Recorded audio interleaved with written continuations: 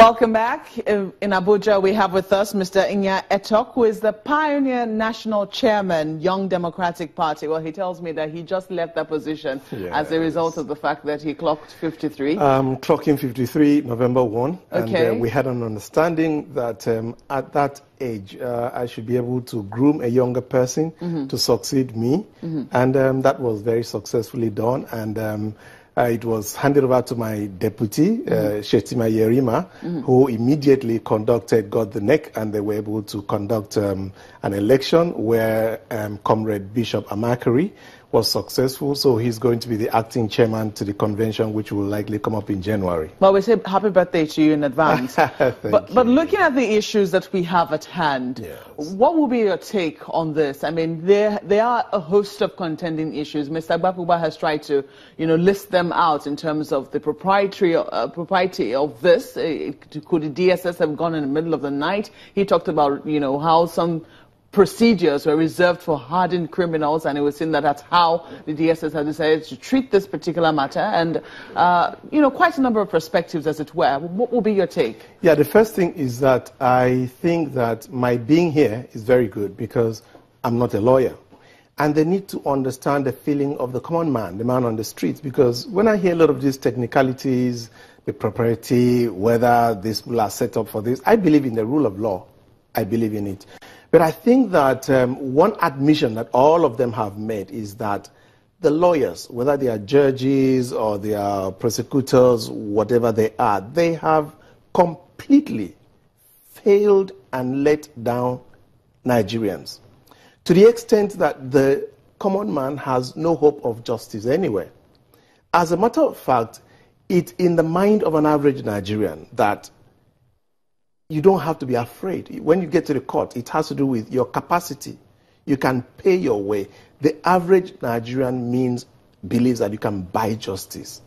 And that's very infuriating to the younger ones. When I say younger, to those who don't have the capacity, to the poorer ones, which is the generality of Nigerians. That's why you discover that a man steals a goat and he's sent to jail, just like that. And a man steals billions, and all you're hearing is technicalities. There's no jurisdiction, there's no human face, they didn't go through the processes and the procedures. You just keep hearing stories and stories and stories. And the question is, does justice belong to the average Nigerian? As a result, the Nigerian couldn't care less. He is happy that a judge is being exposed for what we all know. We all know.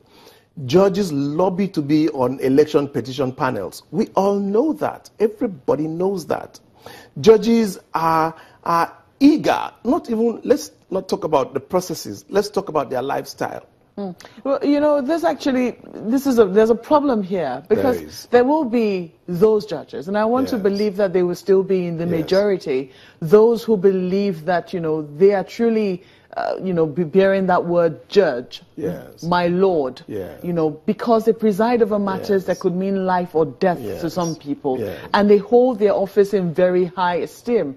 So because of the actions of, some bad eggs, I don't want to say a few, because they might be, I don't know what proportion it will be. It could be a proportion of 70-30. 30 will be a huge percentage. Because of some, people or some judges who don't hold their office properly, the remaining 70% who still will be in the majority are being smeared. There are two angles. First, I will not be in a hurry to accept the proportions.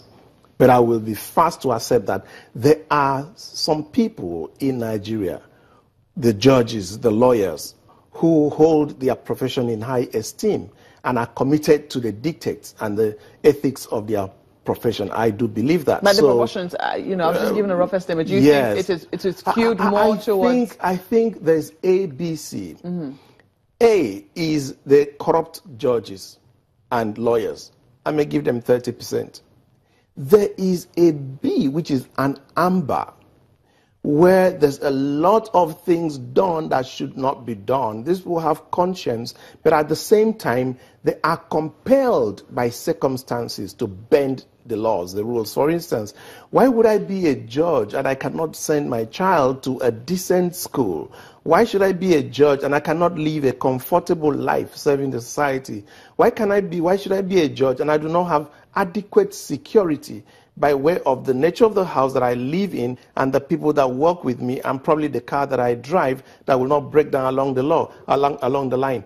Now, I believe that this group of judges and lawyers that do the wrong thing because they must meet basic necessities of life, which should be their entitlement. What proportion will you give to give that about 50%. Okay. And what is left is about 20%.